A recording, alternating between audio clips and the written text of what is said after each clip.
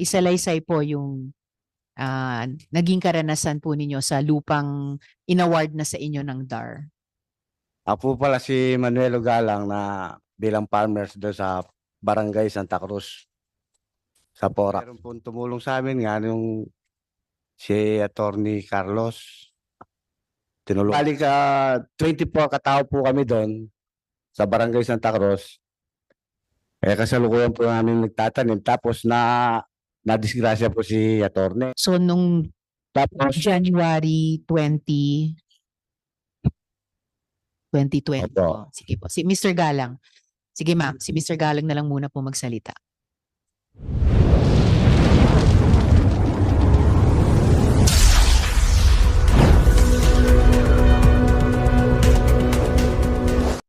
pero nagtatanim na po kami doon sa loob. Siyempre, yung mga hortalano, gusto nila katahimikan po. Nung nadisgrasya nga po si Attorney, natakot po yung iba dahil lalo na dumami yung mga security doon sa loob. Pero wala pa po yung pogo noon. 2019, nung tinatayo yun, binabawal namin. Hindi namin alam kung anong tinatayo. Siyempre, may mga tanim po yung lupa. Pero marami na po kami naani doon. Ngayon, siyempre natakot po yung mga kasama namin dahil nadisgrasya nga si Attorney. Lalo na lumakas po ng loob yung mga security. Natakot din po kami kaya hindi na kami nakapasok. Pero marami po kaming tanim na naiwan doon na sinira.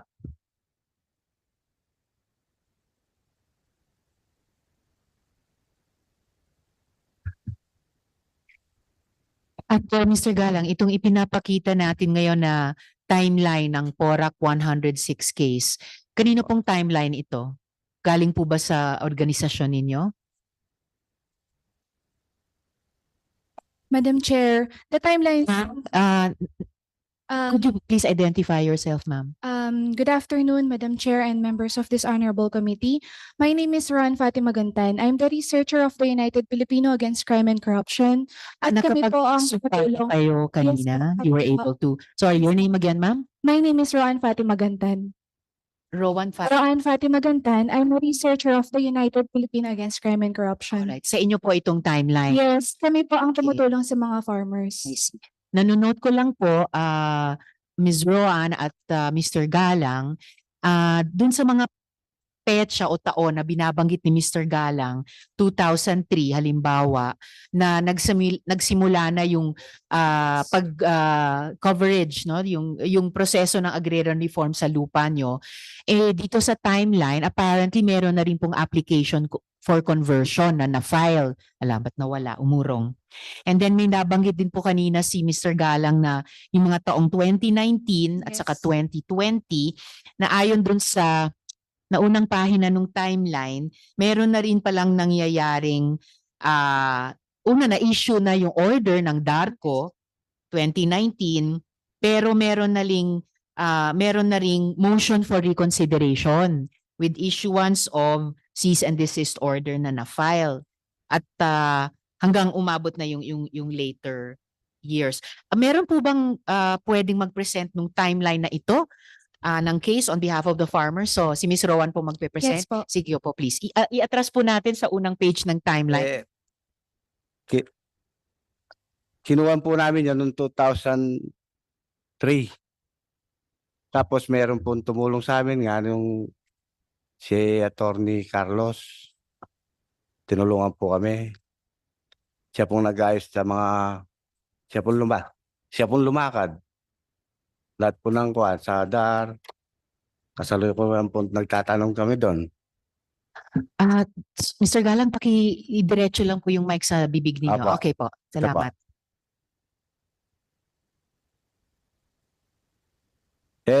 Bali ka 24 katao po kami doon sa Barangay Santa Cruz. Kasalukuyan po namin na nagtatanim doon. Tapos, yun na kuha niya pong Puerto Cruz yung lupa. Tapos nakuha niya.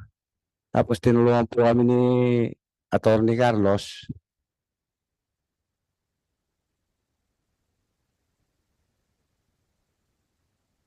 Kasalukuyan po namin nagtatanim tapos nadisgrasya po si attorney nung anong year ba yun, 19 ata, na-ambush po. 2020, January 28. So nung Tapos, January 20, 2020 Opo. po. Sige po. Si Mr. Galang. Sige ma'am, si Mr. Galang na lang muna po magsalita. pero nagtatanim na po kami doon sa loob. Siyempre, yung mga hortalano, gusto nila katahimikan po. Nung nadisgrasya nga po si attorney, natakot po yung iba dahil lalo na dumami yung mga security doon sa loob. Pero wala pa po yung pogo noon. 2019, nung tinatayo yun, binabawal namin. Hindi namin alam kung anong tinatayo. Siyempre, may mga tanim po yung lupa. Pero marami na po kami naani doon. Ngayon, siyempre natakot po yung mga kasama namin dahil nadisgrasya nga si attorney.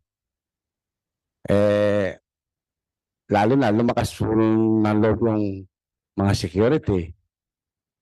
Natakot din po kami kaya hindi na kami nakapasok. Pero marami po kaming tanim na naiwan doon na sinira.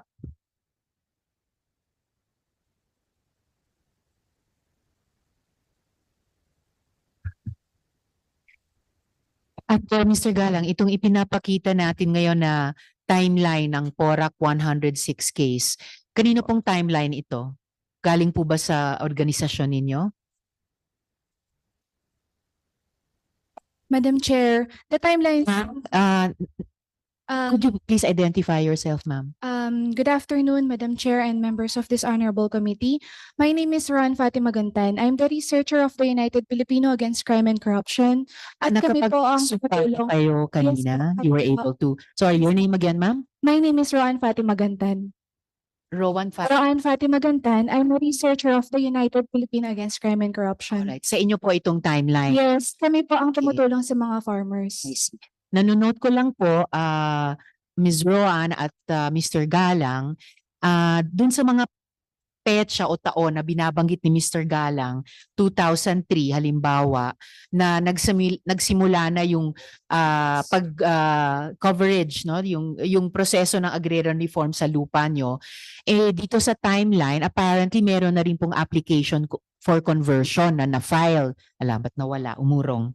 And then may nabanggit din po kanina si Mr. Galang na yung mga taong 2019 at Yes. saka 2020 na ayon dun sa naunang pahina ng timeline, meron na ring palang nangyayaring una na issue na yung order ng DARCO 2019, pero meron na ring motion for reconsideration with issuance of cease and desist order na na-file at hanggang umabot na yung later years. Meron po bang pwedeng mag-present nung timeline na ito ng case on behalf of the farmers? So si Ms. Rowan po magpe-present. Yes po. Sige po please. I-atras po natin sa unang page ng timeline para ma-present ni Ms. Rowan. Please proceed, ma'am. Good afternoon, members of this honorable committee, Senator Risa Ontiveros and Senator Gatchalian. Allow me to present to you the timelines relative to this landholding. As a brief context, this subject landholding was originally agricultural. It was converted. It was applied for conversion as early as 2003 by Celine Roque and Perth Development Realty Corporation as represented by Mr. Roberto Cruz. On Feb 17, 2003, as we can present in this slide, the application was filed. This application was met with opposition by the farmers. However, despite the oppositions, conversion order was issued on July 25, 2003. Despite this conversion order, they filed an appeal but they lost until the Office of the President appeal. So, in respect of the DAR decision, umalis ho sila doon at hinayaan ho nila because there's a conversion order. However, there are conditions set forth by the conversion. The conversion must commence within 1 year from receipt of the order, and it must be completed, the development must be completed within the 5-year period. However, the developers failed to meet this condition. Therefore, the petitioners, the herein PORAC farmers, were prompted to file a petition for revocation. Hence, on August 17, 2018, the petition for revocation was filed by Hierin Porac Farmers. I'm sorry. Paki-atras natin sa first page para masundan ng lahat yung pinipresent na timeline. Sige ma'am, please proceed. Acting on this petition, an on-site inspection and investigation was conducted by the fact-finding team composed of the DAR officials from Central, Regional, and DAR Pampanga. And based on the findings, on November 25, 2019, DARCO Order Number LUCC 1119-0179, Series of 2019 was issued. In this order, please allow me to quote that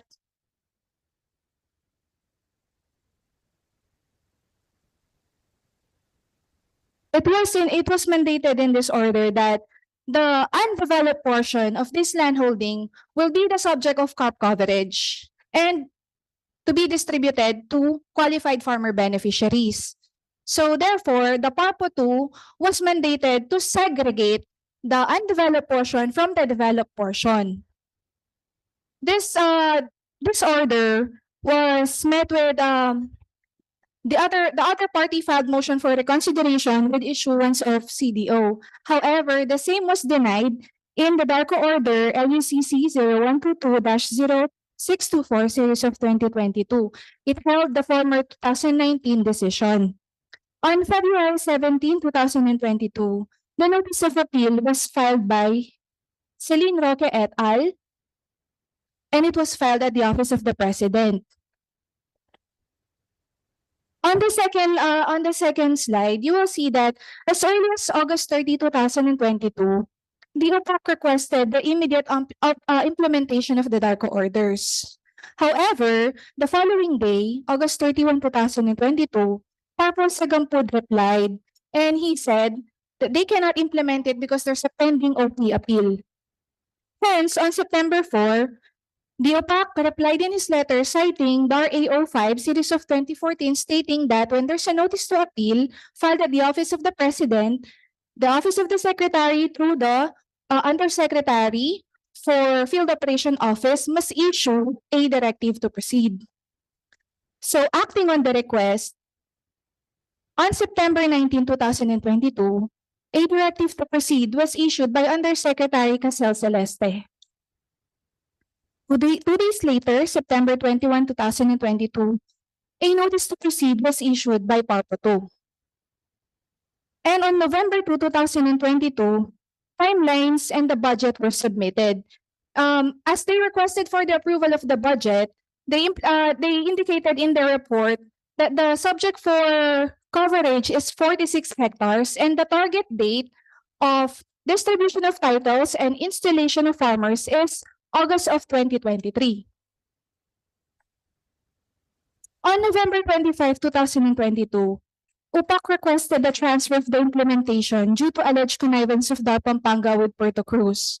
One of the farmers reported to us that Mr. Puerto Cruz, Papo Sagampud, and Mr. Jun Magtoto was seen having a meeting with Roberto Cruz, and it was alleged and told that walang pera sa mga magsasaka, pero kay Puerto Cruz meron. So, dito tayo. On December 6, 2022, our request to transfer the implementation was declined by Yusek Galit. On February 16, 2023, the OPAC requested for the issuance of a cease and desist order because, as reported by the farmers, the developers did not stop developing the land despite the order stating that the conversion order was revoked. On July 1, 2023, we wrote another letter to the Secretary citing the significant delays in the implementation of the 2019 and 2022 order, and we requested the filing of administrative cases against Yusek Galit and filing of administrative cases against Papo Sagampud for not acting towards the implementation of the orders. On July 20, 2023, Yusek Galit replied that the request for a notice to proceed with the land acquisition and distribution process cannot be granted. On August 26, 2023, OPAC replied citing Memorandum Order 226, Series of 2023. Nagpapasahan po sila ng bola, Your Honor. Ang sinasabi po ng DAR Pampanga, they cannot proceed because there's no publication yet. There's no certification of publication. Ang sinasabi naman ho ng Central, hindi sila makakapag-issue ng notice to proceed. Ang masaklap lang ho dito, Madam Chair, kapag ho, this is based on our just observations, when it is the developers who apply request to DAR, in just months, the same is being approved. However, in this case, nanalo na ho yung farmer since 2019. Yun pong conversion order, despite opposition, na-decisionan ho yan ng 5 months lang. Ito hong mga magsasaka, maglilimang taon na hong nakikibaka. Pero hanggang ngayon ho, hindi ko pa rin ho nila makamit ang hustisyang nararapat para sa kanila. Maraming salamat, Ms. Rowan. Attorney po ba? Am I addressing you correctly? Hindi po. Alright. But maraming salamat. Napapansin ko rin po yan sa maraming agrarian reform cases, yung discrepancy po sa time. Bago ko tanungin si Mr. Galang kung meron po kayong idadagdag bago po ako magtanong sa DAR, sa pagkakaalam po ninyo, Ms. Rowan Fatima, ano po ba kung mayroon, ano ang koneksyon ni Puerto Cruz sa Pogo? Meron ba? Kina Ms. Cassandra Ong o sa iba pa? Pangalanan ng sarili, ma'am. Si Puerto Cruz, Ma'am, magpakilala ako muna pala please sa komite. si Pyra Lucas, founder and chairperson ng United Filipino Against Crime and Corruption. Nakapagsumpa po kayo Yes, kanina. po, kanina All right, po. please proceed to answer Yes. the question. Si Puerto Cruz po at kasama si Mayor Jing Capil ay connected po sila. Kilala po niya yung nasa Pogo dahil yung pong lupang yon ay kanyang pinalis o pinakontrata sa iba despite na meron ng DARCO decision noong November 15, 2019. Salamat, Ms. Pyra. Mamaya magtatanong din po kami kay Mayor Capil para mabigay din nila yung kanilang panig kaugnay nitong kina Puerto Cruz, si Cassandra Ong at Pogo. Pero sundin muna natin yung issue particular sa DAR. Bago po ako dumako sa DAR, Mr. Galang, meron po ba kayong idaragdag mula sa PORAC 106?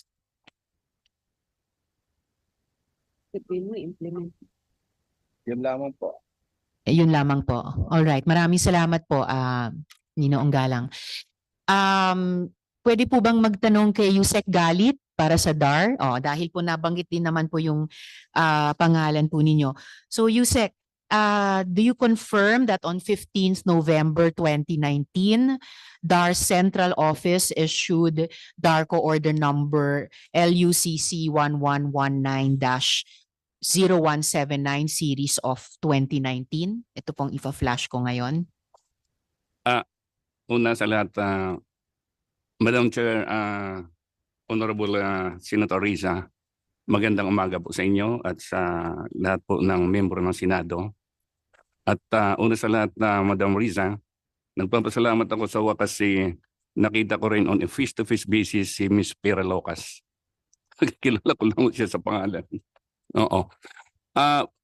Bago ko po sagutin niya na Madam Risa, gusto ko lang po i-correct yung isang binanggit niya na Administrative Order number 5 according to her series of 2014.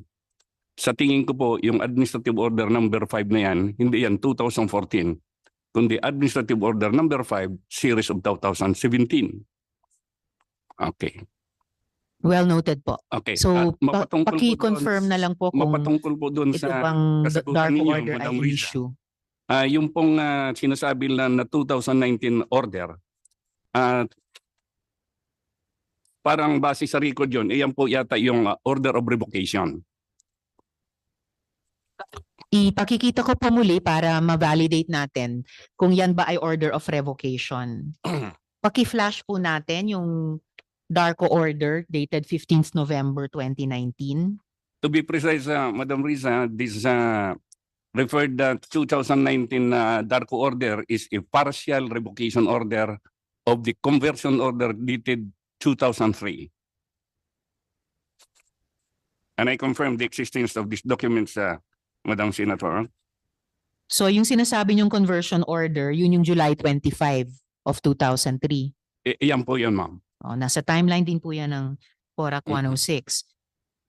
So, pwede ba natin ipakita yung pinapa-confirm ko kay Yusek? Yung DARCO order series of 2019? Ah. Para ma-ascertain natin ano ba talaga yung subject ng order na ito? Madam Riza, ito po dito yung hawak ko po yung sinasaad ninyong 2019 partial revocation order. Hawak-hawak ko po. Nagsasaad po ito ng partial revocation doon po sa original na 106 hectares na dating subject matter of the approval ng conversion order. Sinasaad po doon na portion of that property was partially revoked on account of non-development of the subject portion. 106 po o 46 hectares? 106 hectares po, Madam Chair, yung the entire land holding. Those are the subject of the original conversion in the year 2003. That is 106 hectares point 4001.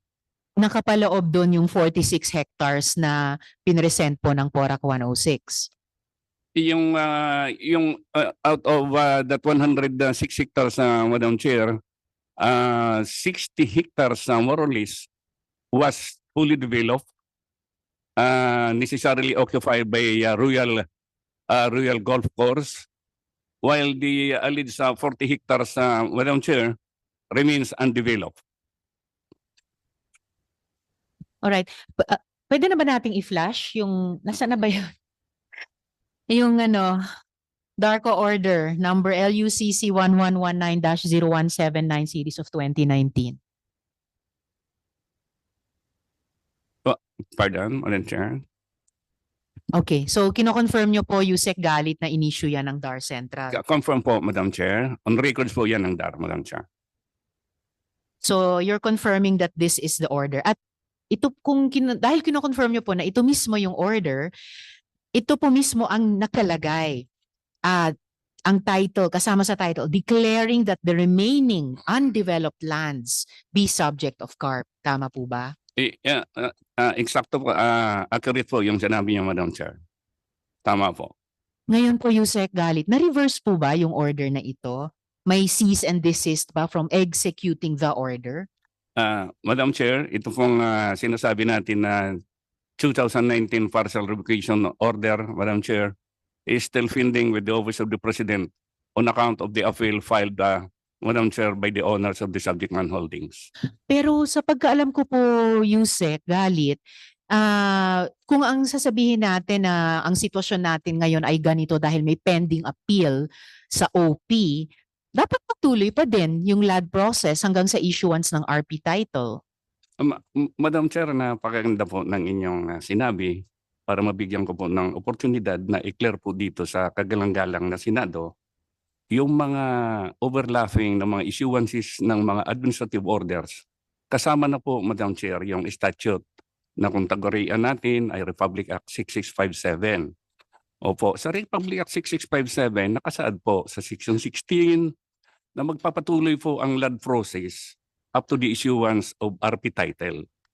In case na nagkaroon po ng appeal sa Office of the President, ihinto po hanggang doon sa issuance ng RP title, ang installation at saka yung CLOA distributions ay pansamantalang ihinto hanggang walang decision ang Office of the President. Pero at least po, Yusek, kinonfirm nyo na kahit may appeal sa OP, magpapatuloy yung proseso hanggang sa issuance ng RP title.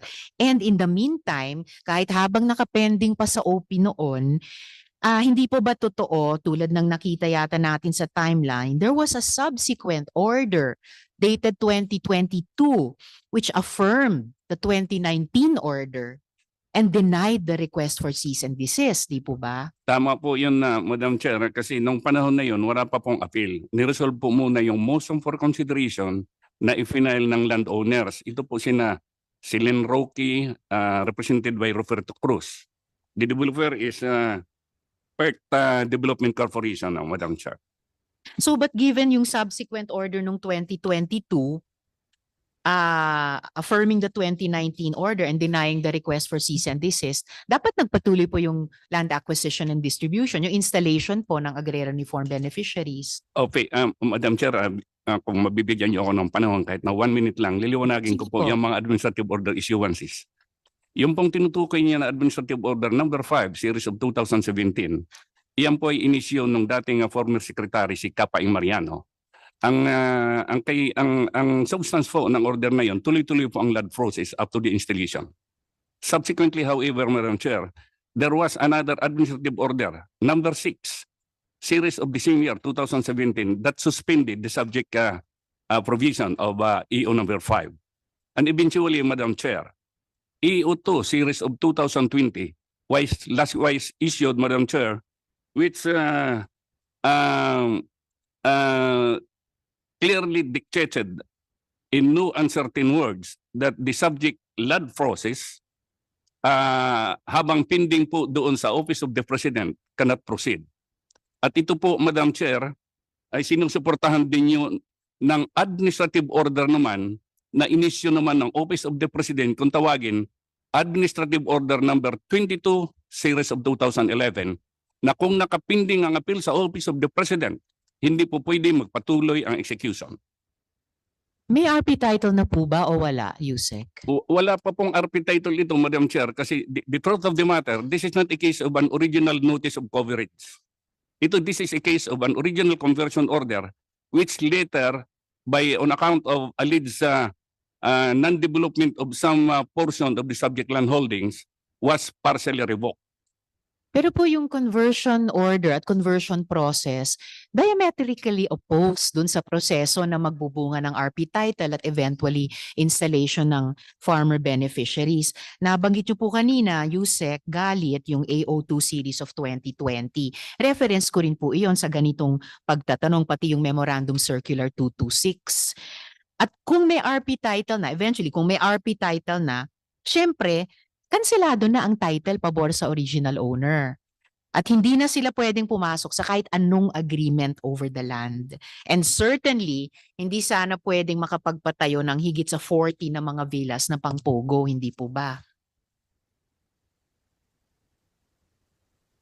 Kung MC226, Madam Chair, pagpauminan po ako doon sa MC226 na yan, that was issued, Madam Chair, by UC Quezon Celeste, Madam Chair. When it comes, Madam Chair, to matters of national policy, it is the Secretary who has the exclusive authority, Madam Chair, to issue memorandum circular. Another thing, Madam Chair, ito pong MC226, Madam Chair, tulad ng sinabi ko, this was supposedly superseded, Madam Chair, render ineffectual on account of the administrative order number 6, series of 2017, administrative order number 2, series of 2020. Now, dito po sa Madam Chair, sa administrative order 02/2020, napakaliwanag po dito na ang pagka ang isang usapin na katulad po ng revocation order ay inappeal sa Office of the President, hindi po pwede magpatuloy ang DAR sa kanilang mga proseso. Ang order po sa amin ng aming kagalang-galang na kalihim ay to uphold the law, but in case of any doubt, Madam Chair, which I fully agree, always renders in favor of the farmers. That is our position, Madam Chair. Dahil gano'n naman yung position ng DAR na ina-affirm nyo, Yusek. O sige, kahit AO2 series of 2020 na lang yung pagbasihan natin. Kailangan may RP title. Kailangan makumpleto yung prosesong iyon. Ito nga po, Madam Chair, kasi kakaibang usapin po ito. Tulad ng sinabi ko kanina, kakaiba po ito kung ang original na pinag-uusapan ay notice of coverage. Ito po dito, Madam Chair, is revocation order. Wala pa po talaga dito actual LUD process na nangyayari. Gawa ng probably on account of the giving respect, Your Honor, to the pendency of the appeal before the Office of the President. Pero may ironic situation po, Yusek, ang nangyari dito sa sitwasyon ni na Mr. Galang. Hindi pwede magpatuloy ang DAR, pero pwede gumawa ng POGO. Bakit ganun po ang nangyari? Madam Chair, maganda rin po yung katanungan ninyo kasi nga ito nga pong Pogo, base po sa record sa mga dokumento na nandito po sa DAR, Madam Chair, hindi nga rin po namin makumpirma kung iyan ay talaga ay nasa loob ng 106 converted area. Unang-una po, Madam Chair, doon po sa panahon na yung conversion order kasi ng series of 2003, iyon po ay final and executory. As a matter of fact, partially executed na po. Since partially executed na po doon, Madam Chair, momentarily po yung jurisdiction po doon ng DAR is temporarily divested. Naku, Yusek naman. Akala ko ang bawat department seloso sa sariling jurisdiction at mandate niya. Ang tawag nito, yun na nga, there's that ironic situation na nangyari. And imposible naman siguro na yung pinaglalabang mga hectares ni na Ginoong Galang ay siguradong sa loob ng kabuang area. Otherwise, hindi nag-effort at naglaan ng panahon ng DAR sa maraming proseso at maraming issuances, pabor man o kontra sa interes ng mga magsasaka. Ibig sabihin, meron talagang issue na pinagdedebatihan at kumbaga, ipinaglalaban. O lalo na po, Yusek, kung revoked ang conversion order, ang classification ng lupa ay agricultural. So bakit pa po tatayuan ng Pogo? Magiging illegal conversion po yun. And darang nakakaalam yan.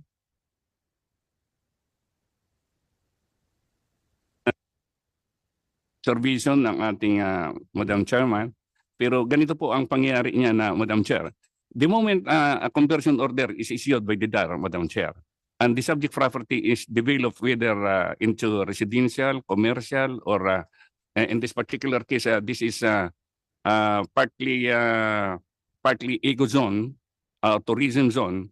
The moment na it was ordered, that order attains finality, the jurisdiction over that particular land holdings, Madam Chair, is momentarily relegated, Your Honors, to the regulating officers, regulating agencies such as the LGU and the DSOD. The issue about the agrarian law implementation cases disaffirmed in that particular instance, Madam Chair. Naging non-agricultural na kasi yung property. Again, Yusek, talagang nagugulat ako kapag yung mga department ay hindi nagko-compete sa isa't isa para ibida yung constituent na ipinaglalaban nila. At kung masyadong mabilis i-cede, no? Whether sa LGU or kahit sa DSUD or sa ibang departments. Mas sanay po ako na yung executive, yung bawat department o attached agency ay ipaglalaban talaga yung kanila. And I'm sorry to say, pero sa totoo lang, this is consistent with the pattern that I'm seeing from DAR. Gaya po ng nabanggit ni Miss Rowan kanina na bakit pag magsasaka, ang ganit-ganit ng sistema. Bakit po pag mahirap, lalong pinahihirapan? So, ironic, baliktad talagang nakaka-frustrate. Kaya po, umihingi ng tulong ang mga magsasaka sa DAR kasi kayo dapat ang champion nila sa cabinet. Hayaan nyo na yung ibang stakeholders. Meron naman silang sari-sariling champion sa cabinet as proper sa gobyerno natin. And then sa level nila sa cabinet, kung sino yung pinaka may karapatan sa batas ay yun ang dapat mananaig. But okay, so if we will put the past behind us, sabihin natin, ano po yung maitataya nyo, Yusek Galit? Ano ang maitataya ng DAR sa mga magsasaka sa public hearing na ito on record tungkol sa anong gagawin ng DAR para i-distribute yung landholding kina Ginoong Galang? Madam Senator, dalawang bagay po ang sasabihin ko sa inyo po. Unang-una po, gusto ko pong ibalikan konti yung bagay na yung tungkol sa conversion order. Kung mapapansin po natin, Madam Chair, sa Section 16 ng Republic Act 6657, ang binibigyan din po doon, Madam Chair, ng pagkakataon, ng karapatan na mag-apply for conversion ay maski po yung mga magsasaka na binigyan na ng CLOA, provided na naka 5 years na sila, they have the right to apply for conversion. Then, likewise, the landowners have the right, Madam Chair, to apply for conversion. Napakaliwanag mo yan sa 6657 na sa tingin namin, Madam Chair, gawa po ng Kongreso, sumusunod po ang DAR. At kalawa po, Madam Chair, doon sa sinabi ninyo na kung anong magagawa ng DAR, gusto ko pong ipabigay ito na isang unsolicited advice, Madam Chair, doon po sa grupo ni Pyra Lucas na nag-i-invoke doon sa execution dito sa conversion order na hindi pa nakakarating sa final and executory character, na mas maganda na isama na nila, Madam Chair, yung issue whether or not with that revocation order the DAR should proceed immediately with the coverage of the same. Because, Madam Chair, dalawa pong provision din ng batas ang nagsasalimbayan dyan. Yung Section 30 ng Republic Act 970 at saka yung Section 5 na nag-avail at saka Section 7 na nag-modified po, Madam Chair, doon sa Section 22 naman ng 6657 na kung sakasakali po, Madam Chair, nagkaroon po ng appeal, ulitin ko, bagamat medyo nauulit ko itong bahaging ito para lang to underscore a proposition. The moment po na nagkaroon ng appeal at nakapinding po sa Office of the President, hindi po kami nakakapunta kaagad, Madam Chair, doon sa dalawang stages pa remaining, which are the issuances of CLOAS and the installation of the farmers. These two are the remaining aspects in any coverage proceedings.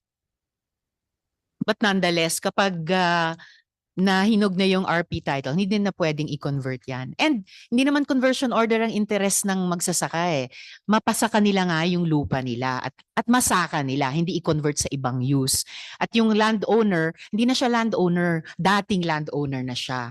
So once dapat, at ito I'm hoping mas dark kesa pa sa amin dito sa Senado, once ma-determine nyo na qualified agrarian reform beneficiaries, dapat pinaglalaban nyo hanggang sa huli. Sorry sir, hindi ako humiling kanina ng unsolicited advice nyo kina Ms. Pyra. Yung solicited na commitment po ninyo kina Ginoong Galang ng PORAC 106. Meron po ba kayong maitataya sa kanila na maipagtagumpay na yung kanilang pagmamayari ng lupang iyan sa harap ng Madam komite? Chair, unang-una po, kami po sa present administration namin, sa Pangulo ni Secretary Conrado Estrella, Madam Chair, ang puso po namin ay sa mga magsasaka. Katunayan, Madam Chair, napakarami na namin decision, foremost of which, Madam Chair, yung decision namin sa Barangay Tinang, na kung saan 35 years in the making ng adjudication, hindi na tapos, tinapos namin sa loob lamang, Madam Chair, ng 3 buwan. Kung saan ngayon na-install na namin yung aming mga farmers, na 35 years hindi ma-install. Nga lang, dito po, Madam Chair, dito po sa pagkakataon nito, dito po sa insidente na to, unang-una po, gusto ko pong ipabatid sa inyo na kung sakasakali po dumating sa panahon na naging final yung revocation order at pupunta na kami sa coverage, hindi rin po automatic, Madam Chair, ito pong mga pasensya na sa mga tao na ninipresent ni Ms. Pyra Lucas, hindi rin po automatic na sa kanila mabibigay ang lupa. Kasi magkakaroon po rin yan ng land process. Magkakaroon po yan ng land evaluation, identification kung karapat-dapat ka ba na magsasaka para sa award ng lupa. Opo, Yusek. And in fact, tumagal na ng 5 taon. More than enough time na magawa po yung processing yon. Anyway, actually po, may kalokohan pa dito eh. Sa totoo po, ang mga farmers may affidavit na nagulat sila na may deeds of sale na. So hindi lang po biglang may pogo na naitayo sa lupa nila, may deeds of sale pa. In any case po, nananawagan na lang po ako. I'm sad na walang maibigay na mahigpit na pagtataya ang DAR dito sa kaso ng PORAC 106. Nananawagan na lamang po ako sa good executive secretary na alam ko ay chair din ng PAOK na invested sa pagtingin sa mga illegal activities sa POGO. There is an appeal before the OP on a land holding that is the very site of the PORAC POGO. And the chair hopes that this matter can be put to rest at sa panig din ng ating mga magsasaka. Maraming mic nyo, Yusek. Sama po ninyo, Madam Chair, ang buong DAR family, Madam Chair, sa pagsugpo dito sa mga illegal na pugo. Salamat po. Makakaasa po kayo dyan, Madam Chair. Maraming salamat. Pero okay lang po, may iba pang kapwa agencies nyo na talagang tutok dyan. Sana ang matutukan ninyo ay yung pag-award na talaga pag-install na ng nina Ginoong Galang at PORAC 106 dito sa lupang ito na misteryosong nasingitan pa ng Pogo Opo, Hub. Madam Chair, makakaasap ko yun. Sa madaling panahon, i-apply namin ang tamang proseso, Madam Chair. Ganong kadali yung madaling panahon po kaya? Madam Chair, the moment na nagkaroon ng finality dito sa Office of the President, Madam Chair, ang aming LAD process sa ngayon, Madam Chair, sa present administration ngayon, kung ganyan lang kalaki ng mga 40 hectares, ay kayang tapusin sa loob ng 90 days. Kaya Tulad nga ng po. sinabi ko, hindi ko dapat bigyan ng full stop ang mga grupo na nire-represent ni Binibining Pera Lucas dahil hindi pa ho yan ang pwedeng maging identified beneficiaries base sa gagawin na LAD process ng DARA. Sige po. Kung kaya naman po sa loob ng 3 buwan, paki-update na lang po ng DAR itong komite kung na-actionan na po favorably within 90 days. At akin din pong ifa-follow up kay Sec Estrella. At higit sa lahat, yung panawagan ko po kay ES ngayon lang. Makakaasa po kayo. Salamat. Maraming salamat. Yusek, at maraming salamat Ms. Rowan, Ms. Pyra at Ginoong Galang. Ay, you have one more point? Ms. Rowan, sige po, bago ako dun sa kay Mayor Cap. Maikli lang po ito. Nakakalungkot lamang po na ang ahensya ng gobyerno, ang Department of Agrarian Reform, na supposedly ang mandato ay magbahagi ng lupa sa mga magsasaka at ipagtanggol ang kanilang karapatan. It appears that they are lawyering not for the farmers but for the developers. Bakit po sa dinami-dami ho ng mga inilabas na DAR memorandum circulars, DAR memorandum orders, and DAR administrative orders na pabor po sa mga magsasaka? Bakit po ba ang pinapanigan ho nilang batas ay yung mga batas na hindi papabor sa mga magsasaka? Nakakalungkot lamang na ang ganitong pangyayari ay hindi lamang sa PORAC nangyayari. Sa buong Region 3, lalo na sa Tarlac, napakatalamak ko na ilang dekada ng inilabas na pagsasaka, pero paglabas mo ng order, wala kang nai-implement, iniipot po na mismong kawalan ng gobyerno. Nananawagan po kami in aid of legislation na sana nga mabigyan mo ng sapat na panahon na ang mga magsasaka natin ay mabigyan ng protection. In aid of legislation, sana nga magkaroon ng inquiry dahil marami na sa ating mga magsasaka ang tulad ng ganitong pangyayari na ang dapat na ipamahagi sa kanila nakarating sa illegalista o sa mga mayayamang developer. Yun lang po, Your Honor. Salamat, Ms. Rowan. Sige, mag-check po tayo ni na Ginoong Galang sa progress ng DAR sa loob ng 90 days. Salamat po. Mayor Kapil, isang tanong lamang po mula sa chair bago ko i-turn over yung floor kina Sen Sherwin sa kanila ring mga tanong. Ang sabi nyo po ay wala po kayong alam sa mga illegal na gawain sa Pogo, sa PORAC. Yes, po. Let me flash this letter po, Mayor. Ito po, as early as 2021, na-report na po sa inyo no less than by the provincial director or provincial chief ng CIDG Pampanga na may serious illegal detention, cyber-related criminal activities, prostitution, and illegal drugs sa premises leased by Lucky South 99. So, fina-flash ko po itong sulat ni Provincial Chief Arvin Hosmilio. So, Mayor, it's either, for lack of a better word, ignorant po kayo dito or complicit kayo dito? Dito na lang muna po ako and I'll turn over the floor now to Sen Sherwin. Apo. Unless meron po kayong gustong i-comment dito sa sulat na ito, Mayor, at yung impression po ng chair dito. Actually, tinitingnan ko po yung letter. Hindi po siya nakarating sa akin, Your Honor.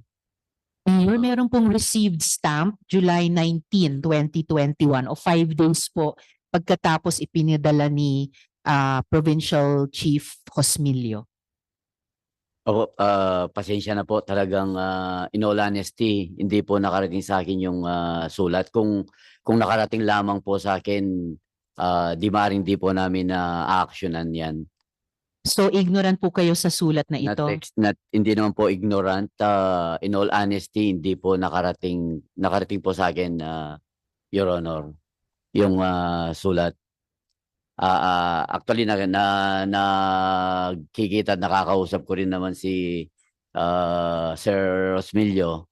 wala naman po kami napag-uusapan na noon nung magkita kami na merong ganun pong pangyayari, Your Honor. Salamat po, Mayor. Actually, hindi lang ito usap, formal letter po. So very regrettable po na sinasabi niyong hindi niyo po ito natanggap, bagamat nga may received stamp po ng Office of Opo, the Mayor. Yes, ma'am. Your Honor, if I may read po ang report, comprehensive report po ito ng PNP PORAC Pampanga Pogo timeline po para mabasa ko lang po. Kahaba po yan, Mayor. 2 page lang po, ano lang naman. Medyo mahaba, 2 page. Kung maaari Hindi pong i-submit sa komite at siguro sabihin nyo na lang po sa atin ngayon, at least yung highlights lamang po. In 3 minutes, so ano na po ito? Sige po, Your Mayor. Honor. Opo. Date, May 8, 2023, PAGCOR Vice President Brigadier General Raul Villanueva, retired, received reports regarding alleged illegal activities inside Tide Court of Lucky South 99. But as per the PNP, there were no illegal activities happening. August 25, 2023, joint inspection conducted by PORAC LGU with PORAC and BORC. We will submit po yung supplementary pictures. Salamat po. Pinapasok po sila pero wala po silang nakitang any criminal acts po. Pinapasok hanggang sa security office lamang. Hindi po.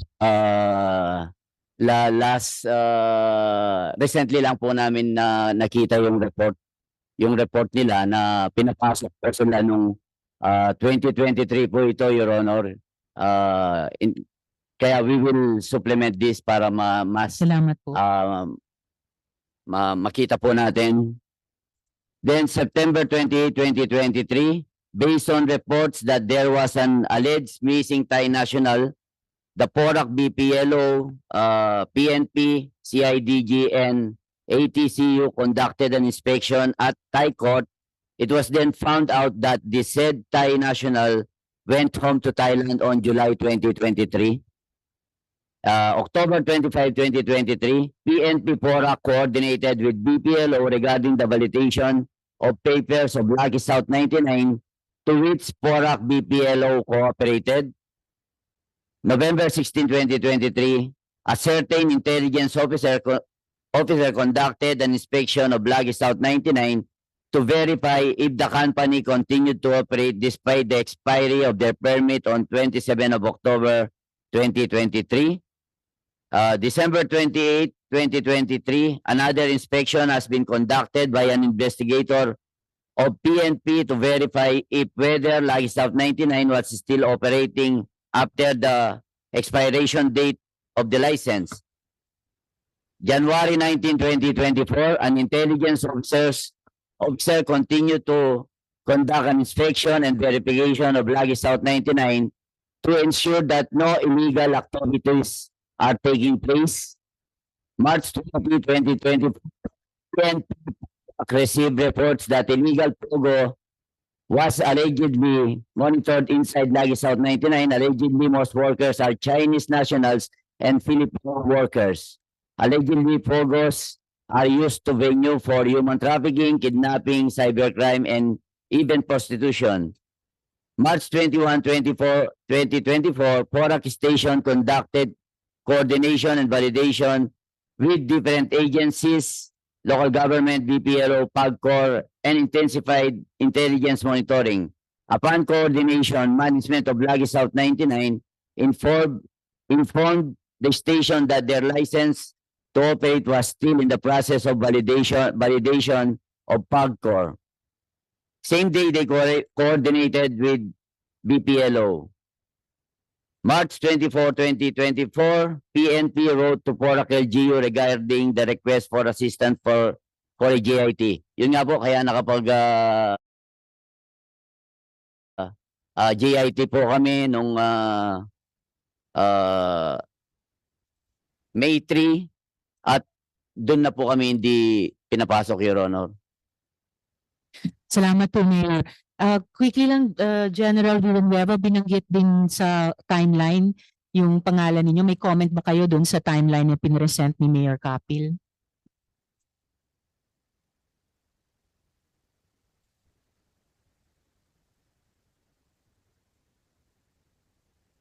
first page. Yun lamang sa simula.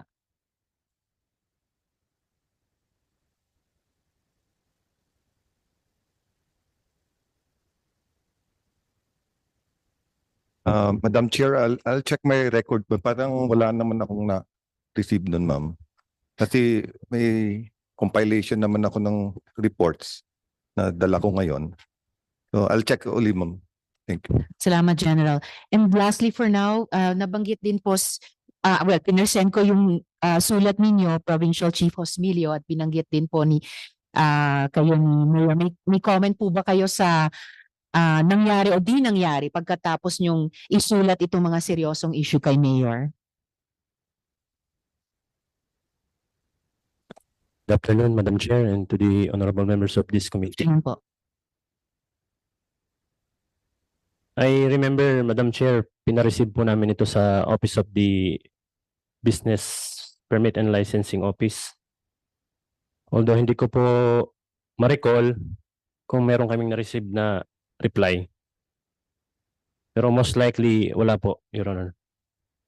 Salamat po, Police Major Hosmilio. And alam naman natin, tayong nagtatrabaho sa gobyerno, kapag nagsusulatan tayo at kahit kababayan natin nagsusulat sa atin, within 15 days dapat nagre-reply po tayo. At lalo na pag ganitong kaseryoso po yung subject matter. Anyway, salamat po, Police Major Hosmilio. So, Sen. Sherwin, I'd like to turn over the floor to you. Salamat po.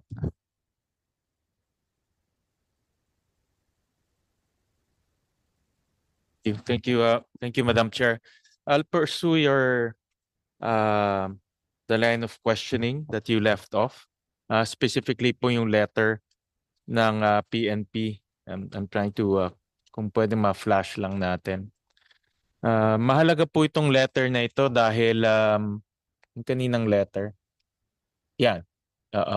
Mahalaga po itong letter na ito dahil as early as 2001, meron na na-detect ang PNP CIDG na merong illegal detention, cyber-related criminal activities, prostitution, illegal drugs, illegal drug use involving Chinese nationals residing in Royal Hotel located in Pulong Maba, Barangay Santa Cruz, Porac.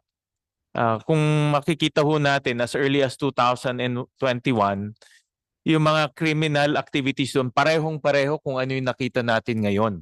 Exactly the same. Illegal detention, cyber-related criminal activities, prostitution. May nakita rin illegal drugs at that time, nung nag-raid this year. So, in 2021, meron nang nangyayari dyan na ganyan na problema. No? Pero pinalampas lang ito until 2024. No? 4 years after. So ganong kahaba pinalampas itong criminal activities dito sa Porac at dito sa Royal Hotel that is located in Porac. Gusto ko itanong si Major Hosmilio. Kayo nagpadala nitong letter, Major? Yes, Your Honor. Ano ang nag-udyok sa inyo para ipadala itong letter na ito? Base po sa naalala ko, Your Honor, nag-assume po ako as Provincial Officer of the CIDG Pampanga June 2021. And then, meron pong walk-in informant na in-entertain po kami sa aming opisina alleging yung illegal activities sa Royal Hotel, which I believe ngayon ay Aramis Hotel. Accordingly, meron pong cryptocurrency investment scam, serious illegal detention, human trafficking, and illegal drugs activities. Doon po sa hotel na yon. Kaya as part of our case build-up, minabuti po namin na sumulat sa LGU in order to verify and obtain documents, material sa aming investigation. Mr. Chairman, wala pong Aramis. With due respect po. Mayor, mamaya na po kasi nagtatanong pa po si Sen. Sherwin. Meron tayong Sorry po. procedures, Mayor. You'll be recognized later. Major, itong sabi niyo may informant na lumapit sa inyo. Do you kung bakit lumapit sa inyo? Ano bang naging scenario at that time? Base po, Informant o ma-victim? Ano ba ang lumapit sa inyo? base po sa naalala ko, Your Honor, empleyado po siya sa loob ng Royal Hotel na either nag-resign or parang ganun po, Your Honor. And then, nakita ko dito sa letter nyo na pinadala kay Mayor Capil in 2021, humingi kayo ng mga documents, particularly sa business permit section. Yes, Your Honor. And then, nasabi nyo rin kanina, sa base sa tanong ng ating chairperson, na to the best of your ability, best of your memory, hindi kayo walang reply from the local government unit. If my memory serves me right, Your Honor, wala kaming na-receive na reply. Did you check your records kung merong any reply, any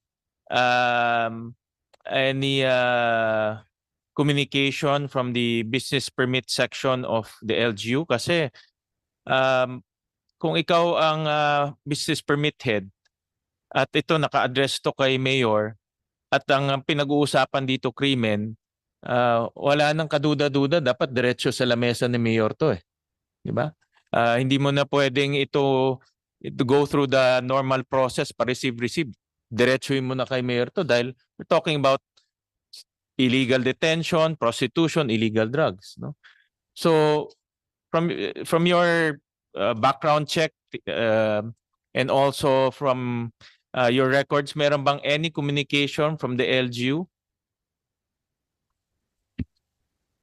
Palagay ko po, Your Honor, wala. Kasi nag-resort po kami sa pag-contact doon sa victim nung wala po kaming ma-receive na reply from the LGU. Since the offense involved ay estapa, we tried to communicate with the victims para magamit namin sila, Your Honor, mag-testify sa court. Na-contact niyo ba yung victim after that?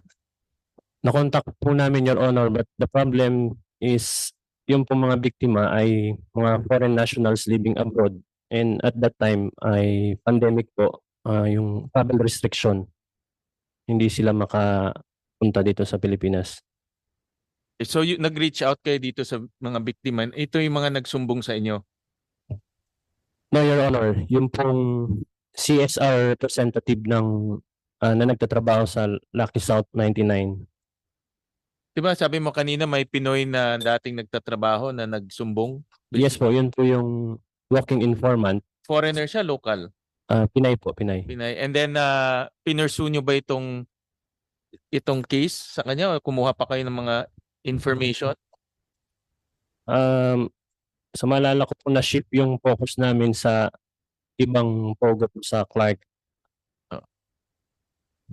Pero itong particular letter, wala nang subsequent action. May mga subsequent action po ba ito? Nung hindi po namin ma-convince yung biktima na magpunta sa Pilipinas para mag-file ng complaint, na natabunan na po, hindi na nawala na po sa focus. Okay. And then based dito sa